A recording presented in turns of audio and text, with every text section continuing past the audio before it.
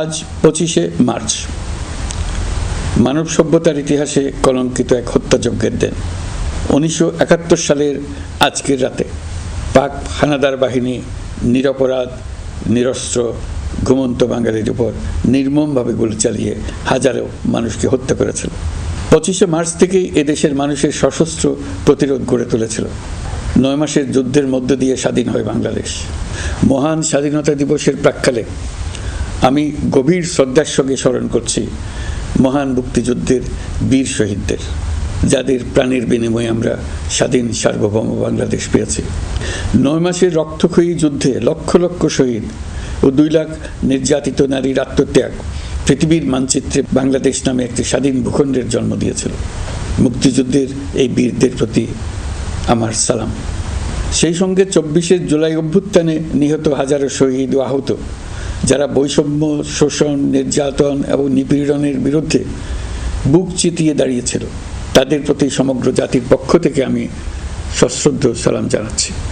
জুলাই গণ অভ্যুত্থান আমাদেরকে যে বৈষম্যহীন বাংলাদেশ গড়ার স্বপ্ন পূরণের সুযোগ এনে দিয়েছে, সেই সুযোগ আমরা কাজে লাগাতে চাই। প্রিয় দেশবাসী, পবিত্র মাহে রমজানের সিয়াম সাধনা উপলক্ষে আপনাদের সকলকে আমার আন্তরিক মোবারকবাদ জানাচ্ছি।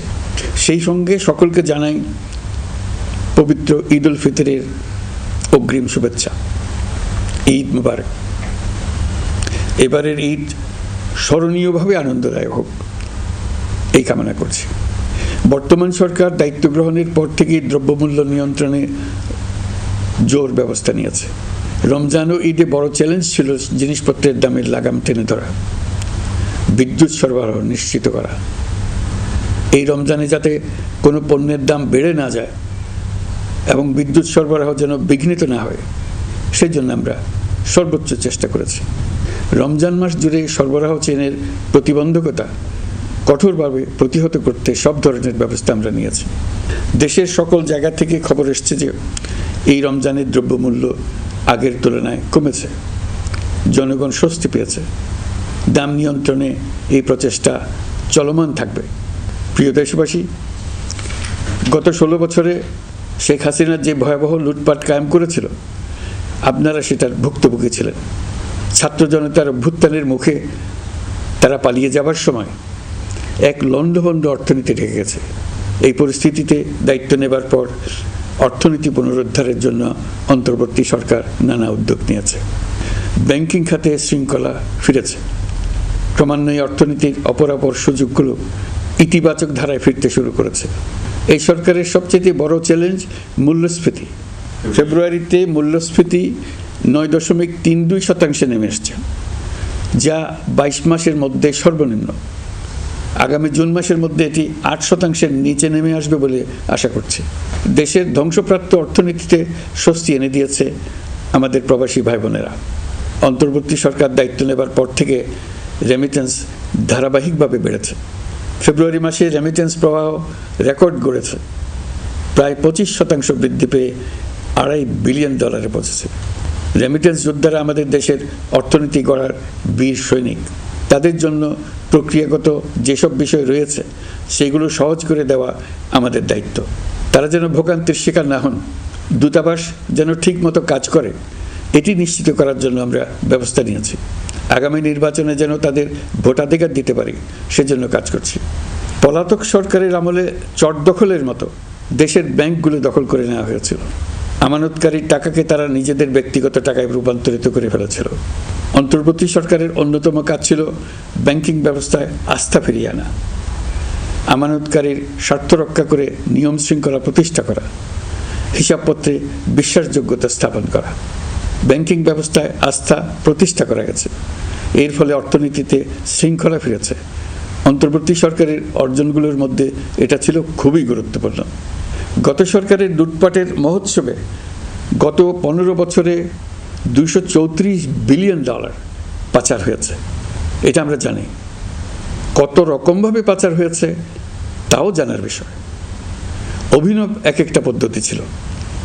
পাচারের একটা পদ্ধতি সবাইকে হতভম্ব করে দিয়েছে। এই পাচার হয়েছে বিদেশে অধ্যয়নরত সন্তানের কাছে টাকা পাঠানোর নামে।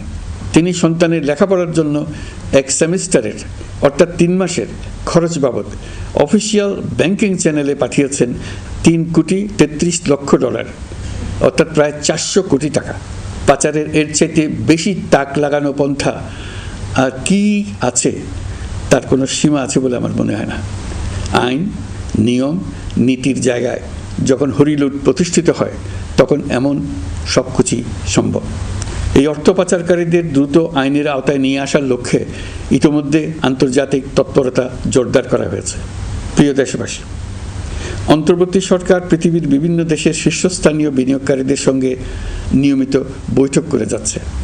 তারা বাংলাদেশের বর্তমান ব্যবস্থায় বিনিয়োগের বিষয়ে খুবই আগ্রহী। আশা করছি দ্রুততম সময়ে দেশের নতুন নতুন বিদেশি বিনিয়োগ আপনারা দেখতে পাবেন। সরকার দায়িত্ব নেওয়ার পর থেকে দেশে রপ্তানি 13% বেড়েছে। জানুয়ারিতে 7% কন্টেইনার হ্যান্ডলিং বেড়েছে। বাংলাদেশ বিনিয়োগ উন্নয়ন কর্তৃপক্ষ ইতোমধ্যে লাইসেন্সিং রিকোয়ারমেন্টস, প্রত্যাবাসন আইনসহ বিনিয়োগকারীদের যে সাধারণ সমস্যাগুলো রয়েছে সেগুলো সমাধানে কাজ শুরু করেছে। বাংলাদেশ বিনিয়োগ উন্নয়ন কর্তৃপক্ষ আগামী মাসে ঢাকায় 4 দিনব্যাপী আন্তর্জাতিক বিনিয়োগ সম্মেলন করছে। বিশ্ববিখ্যাত অনেক বিনিয়োগকারী এতে অংশ নেবেন। ইতিমধ্যে DP World, Singapore PSA, AP Moller Maersk কয়েক বিলিয়ন ডলারের বিনিয়োগের প্রস্তাব করেছে। অন্তর্বর্তী সরকার দায়িত্ব গ্রহণের পর থেকেই স্বতঃস্ফূর্তভাবে পৃথিবীর সকল সরকার আমাদের প্রতি বন্ধুত্বের হাত বাড়িয়ে দিয়েছে। এটা শুরু হয়েছিল গত সেপ্টেম্বরে জাতিসংঘের বার্ষিক বৈঠকে। আপনাদের মনে আছে বিশ্বের সরকার প্রধানরা কীভাবে আমাদের সঙ্গে আগ্রহ নিয়ে দেখা করতে এগিয়ে এসছে। তারপর থেকে যে কোনো সম্মেলনে গিয়েছি, দেখেছি আন্তর্জাতিক নেতৃবৃন্দের আগ্রহ কীভাবে ক্রমেই বেড়ে চলেছে। জানুয়ারি মাসে সুইজারল্যান্ডের ডাভোসে গিয়েছিলাম। এই সম্মেলনে 47টি পৃথক ইভেন্টে আমার অংশগ্রহণ করতে হয়েছে। বিভিন্ন দেশের সরকার প্রধান, মন্ত্রী, বিশ্ব বাণিজ্যের নায়করা, জাতিসংঘের মহাসচিব, জাতিসংঘের বিভিন্ন সংস্থার প্রধানদের সঙ্গে বৈঠক করেছে। তারা আমাদের পাশে থাকার জন্য আন্তরিক আগ্রহ প্রকাশ করেছেন। সম্প্রতি আমি সংযুক্ত আরব আমিরাতে গিয়েছিলাম। তারা বিগত সরকারের সময় আমাদের ভিসা বন্ধ করে দিয়েছিল। আমরা সেই দেশের ভিসার দরজা খোলার চেষ্টা চালিয়ে যাচ্ছি। তারা আশ্বাস দিয়েছেন তাদের দিক থেকে সকল আনুষ্ঠানিকতা সম্পন্ন করে ভিসার দরজা উন্মুক্ত করবেন। আমি আশা করছি সেটা দ্রুতই উন্মুক্ত হবে। আমি সংযুক্ত আরব আমিরাতকে আমাদের দেশে শিল্প কারখানা গড়ে তোলার জন্য একটি শিল্পাঞ্চল করার প্রস্তাব দিয়েছি। তারা এই বিষয়ে আগ্রহ জানিয়েছে।